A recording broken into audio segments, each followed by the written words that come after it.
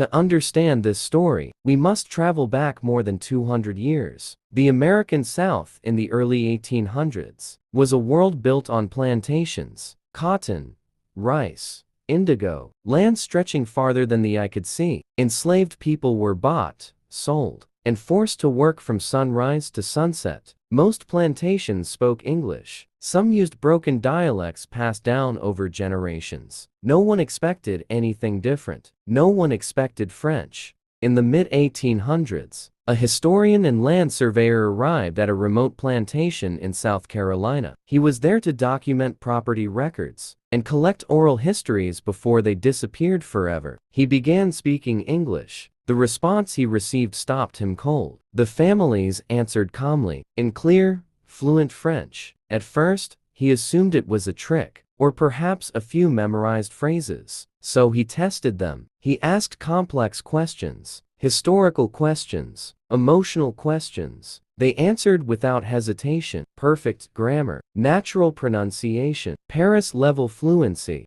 The historian asked the obvious question, "Where did you learn French?" The answer was simple, "We always spoke it." Then came the next question, "Have you ever been to France?" They shook their heads. "No." "Have you ever left this plantation?" Again.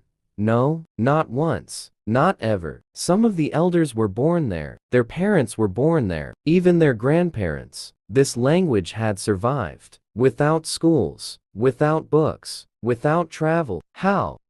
The truth was buried deep in forgotten records. Before America became fully English-controlled, parts of the South were owned by French colonists. This plantation had once belonged to a French family, who migrated from France generations earlier. They brought enslaved Africans with them, and they spoke only French. Commands, punishments, prayers, everyday life. French wasn't a second language. It was the only language allowed.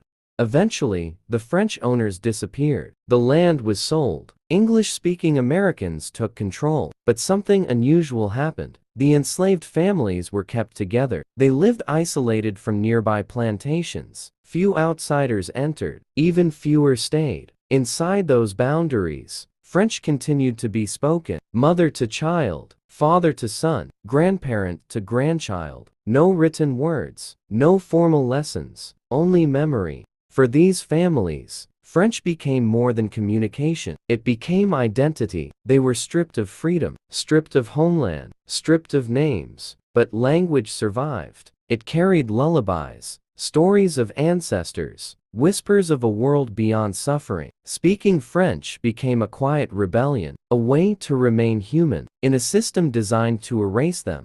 When the historian finally left the plantation, he wrote something unforgettable. These people lost everything, except their voice. That voice traveled through generations, without paper, without permission, without escape, just memory, just resilience, just survival.